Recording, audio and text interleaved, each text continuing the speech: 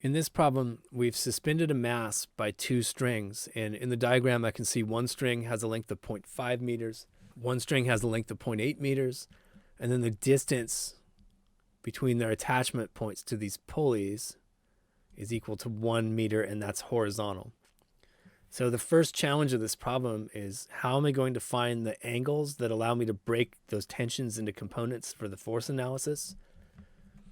And I want to label this real quick, that this angle is also equal to theta 1, and this angle is also equal to theta 2. So in geometry class, they called those like alternate interior angles. And so I have two angles that I'm trying to get in a non-right triangle, and how am I going to get at that? So you're given the hint here, apply the law of cosines to get this done. It may have been a while since you've seen the law of cosines, and so I'm just going to summarize that real quick. So I'm going to put in an angle here. A and B are going to be the two sides that are actually adjacent to that angle, and then C is going to be the opposite side. And the law of cosines says C squared is going to be A squared plus B squared minus 2A times B times the cosine of the angle, theta. So it's called the law of cosines because it gets you to the cosine of whatever angle you want in a non-right triangle.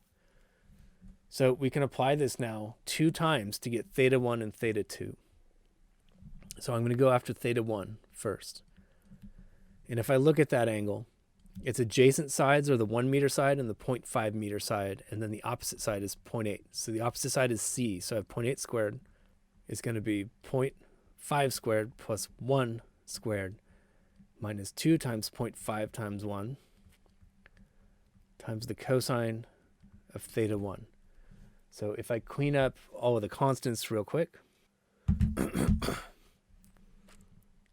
I get 0.61 equals cosine theta 1. In other words, theta 1 is the angle whose cosine is 0.61. You plug into a calculator for that, and you get 52.4 degrees. Now let's go after theta 2. So there's theta 2. Its adjacent sides are 0.8 and 1, and the opposite side is 0.5. So I'm going to have 0.5 squared is equal to 0.8 squared plus 1 squared minus 2 times 0.8 times 0.1. Oh, excuse me, 1 times the cosine of theta 2. I clean up all the constants, and I get 0.869 equals cosine theta 2. In other words, theta 2 is the angle whose cosine is 0.869, and I get 29.7 degrees. Now we're ready to do our standard decomposing the tensions into components and doing the vertical and horizontal force analysis. And I'm going to show the components in the original picture just to clear out some space. So I have a T1 cosine theta 2, and I just realized I have my theta 2 and T1 kind of reversed in a confusing way. Anyway, the T1 goes with the theta 2. So I have T1 cosine theta 2, but theta 2 was 29.7 degrees. So I have T1 cosine 29.7. And then for my vertical component, that would be a T1 sine 29.7. And then for the decomposition of T2, I'm going to have, for the vertical piece, a T2 sine of 52.4. And then the horizontal component is going to have a magnitude of T2 cosine 52.4.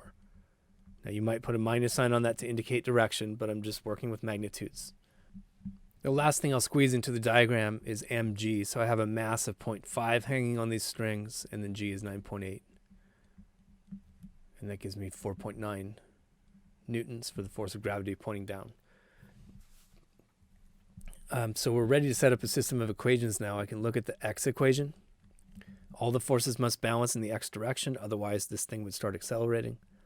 And that gives me T2 cosine 52.4 is equal to T1 cosine 29.7.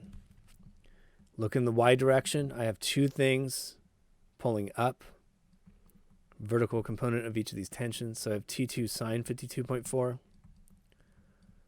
plus T1 sine 29.7. That has to equal the magnitude of everything pulling down. And there's only one thing pulling down. It's 4.9 newtons, force of gravity. I'm going to solve this system of equations by using the first equation to do a substitution. So I'm going to solve for T1 there.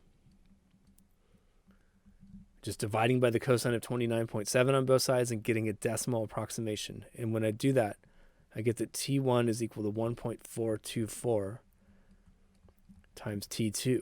And that allows me to replace T1 in the next equation. So in the next equation, I have T2 sine 52.4 plus, well, T1 is just 1.424 T2 sine 29.7, and that's equal to 4.9. I'm going to factor out the T2 from the left-hand side and gather together all of these other terms and find decimal approximations for them. So when I get that done, I get 1.624 T2 is equal to 4.9. And finally, I can solve for T2. And I get 3.02 newtons, just keeping 3 sig figs.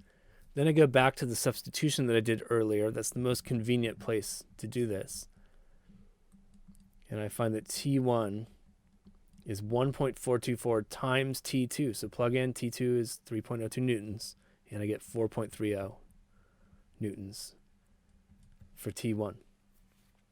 So this problem actually comes from a laboratory exercise that I do every year. And after making those predictions, you can insert a spring scale in here where this string is pulling vertically over the pulley, and a spring scale over here, and actually measure these things and find a % error.